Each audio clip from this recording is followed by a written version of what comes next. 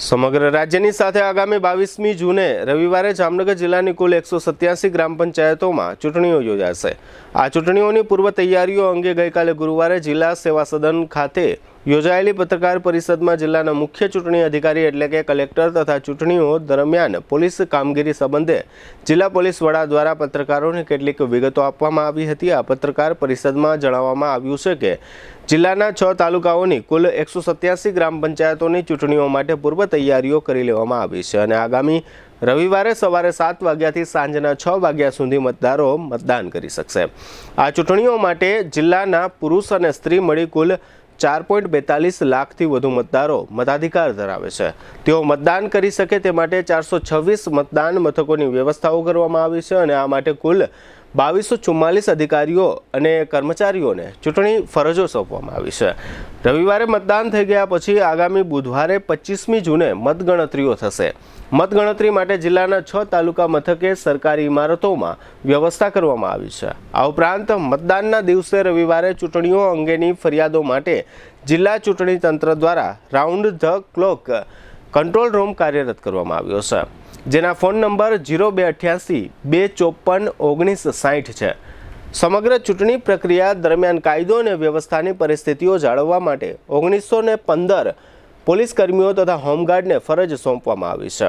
આગામી 25મી જૂને મતગણતરીના દિવસે જામનગર તાલુકાની ગ્રામ પંચાયતની મતગણતરીઓ ડીકેવી કોલેજ બિલ્ડિંગમાં થશે। કાલાવડ તાલુકાની મતગણતરી જેપીએસ સ્કૂલમાં, લાલપુર તાલુકાની મતગણતરી સરકારી કોલેજમાં, જામજોધપુર તાલુકાની મતગણતરી એવીડીએસ કોલેજમાં, ધ્રોલની મતગણતરી હરધ્રોલ હાઈસ્કૂલ ખાતે તથા જોડિયાની મતગણતરી આઈટીઆઈ ભવન ખાતે થશે। આ સમગ્ર ચૂંટણી પ્રક્રિયા અંગે કલેક્ટર કેતન ઠક્કર અને એસપી પ્રેમસુખ ડેલુએ પત્રકાર પરિષદમાં આપેલી ટૂંકી વિગતો પ્રસ્તુત છે। क्या आप भी अनहेल्थी लाइफस्टाइल को सुधारना चाहते हैं, लेकिन कैसे? चलिए जानते हैं। आजकल लाइफस्टाइल को हेल्थी और मेंटेन रखना हमारे लिए एक चुनौती बन चुकी है। मेंटल स्ट्रेस, पर्सनल और professional life, unhealthy foods, time पर न खाना, नींद की कमी, घंटों तक एक ही जगह पर बैठकर लैपटॉप पर काम करना, स्मोकिंग और शराब की लत जैसी आदतें हमारे शरीर को कमजोर कर रही हैं और इसे नजरअंदाज करने का नतीजा diabetes, blood pressure, heart attack, improper blood circulation, body pain, मोटापा जैसी बीमारियों को हम न्योता दे रहे हैं। यह बीमारियां हमें हमारी फैमिली के साथ हंसने खेलने से रोक रही है। हम उन एक्टिविटीज का आनंद नहीं ले पा रहे हैं जो हम करना चाहते हैं। इसलिए बॉडीफाई ने आपके लिए एक ऐसे रिसर्च बेस्ड टेक्नोलॉजी का निर्माण किया है जो न कि सिर्फ बीमारियां कम करती है बल्कि हमारे बॉडी हेल्थ को भी मेंटेन रखने में मदद करती है। 5 सालों से अधिक अनुभव के साथ बॉडीफाई वेलबिंग प्राइवेट लिमिटेड ने दुनिया भर में होममेड थेरेपी प्रोडक्ट के इनोवेशन से सफलता हासिल की है।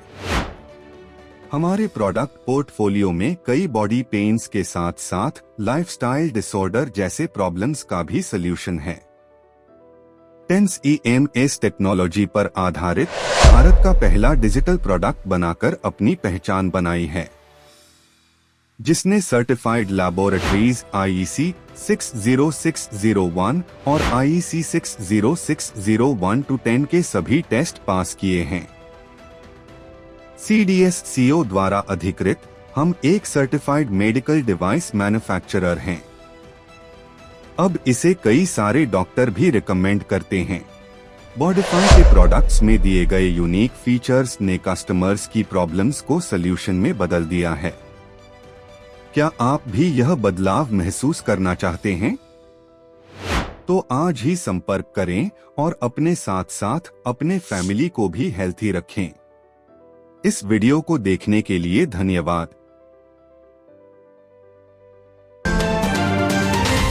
आगामी तारीख 22 जूनના રોજ ગ્રામ પંચાયતની જામનગર જિલ્લાની આયોજન કરવામાં આવ્યું છે। મતદાન શાંતિપૂર્ણ રીતે અને ફ્રી અને ફેર રીતે થાય એ માટેના તમામ જરૂરી પગલાઓ પ્રશાસન દ્વારા લેવામાં આવી રહ્યા છે। જામનગર જિલ્લામાં કુલ 187 ગ્રામ પંચાયતોની સામાન્ય ચૂંટણી અથવા પેટા ચૂંટણીનું આયોજન થવા જઈ રહ્યું છે અને 4 લાખથી વધારે મતદારો આમાં પોતાનો મતાધિકારનો ઉપયોગ કરી શકશે। સવારે 7 કલાકથી સાંજે 6 કલાક સુધીનો મતદાનનો સમય રહેશે. આ જે મતદાન છે તેની મતગણતરી 25 તારીખને બુધવારે સવારથી શરૂ થશે. આ મતદાન બેલેટ પેપરથી થવા જઈ રહ્યું છે અને તમામ નાગરિકો જે મત આપવા માટે મતદાર યાદીમાં જેમનું નામ છે તેની માટે મત આપી શકશે અને જે કાંઈ ચૂંટણી પંચના રાજ્ય ચૂંટણી પંચના માન્ય ઓળખના પુરાવો છે એ એમને મતદાન દરમિયાન સાથે રહેવાના રહેશે અને તમામ ચૂંટણીની તૈયારી પૂર્ણ થઈ છે. ચૂંટણીને અનુલક્ષીને લગભગ 2200થી વધારેનો સ્ટાફ અને 1000થી વધારે પોલીસનો સ્ટાફ આમાં તૈનાત કરી દેવામાં આવ્યો છે. 58થી વધારે ઝોનલ ઓફિસરો આમાં ફરજ ઉપર રહેશે અને મતદાનની પ્રક્રિયામાં તમામ કોઈ પણ પ્રકારની તકલીફ ન થાય તે મુજબની વ્યવસ્થા પ્રશાસન દ્વારા કરવામાં આવી છે અને લોકો નિર્ભીક રીતે પોતાના મતાધિકારનો ઉપયોગ કરી અને પોતાની પસંદગીની ગ્રામ પંચાયતની રચના કરે તેવી આપના માધ્યમથી અપીલ કરવામાં આવે છે. જે રીતે આપણા કલેક્ટર સાહેબ આપને બતાવ્યું છે કે 22 તારીખના જે ગ્રામ પંચાયતની જે ચૂંટણી થવાની છે, ટોટલ 187 જે ગ્રામ પંચાયત છે ત્યાં ચૂંટણી થવાની છે. દરેક જગ્યા આપણા જામનગરના ટોટલ 12 પોલીસ સ્ટેશનના ક્ષેત્રમાં આ ચૂંટણી થવાની છે. દરેક પોલીસ સ્ટેશન વાઇઝ અમે એક ક્યુઆરટીની ટીમ રાખી છે. આના અલાવા જે દરેક તાલુકા છે, દરેક તાલુકા વાઇઝ એક ડીવાયએસપી અને એએસપી લેવલના ઓફિસરની ત્યાં નિમણૂક કરી છે. લગભગ 1500 ની આસપાસ પોલીસ, હોમગાર્ડ, જીઆરડી નો તમામનો બંદોબસ્ત ઇલેક્શન કમિશનની ગાઈડલાઈન મુજબ ગોઠવવામાં આવેલ છે અને કોઈ પણ જાતની પ્રોબ્લેમ ના થાય અને કોઈ પણ કાયદો અને વ્યવસ્થા ના બિગડે એટલા માટે એલસીબી, એસઓજી અને ક્યુઆરટીની સ્પેશિયલ ટીમોની નિમણૂક કરવામાં આવેલ છે. અત્યાર સુધી લગભગ 2000 ની આસપાસ અટકાયતી પગલા જે બદમાશ લોકો યા બીજા કોઈ પણ જે હતા આના લીધેલ છે.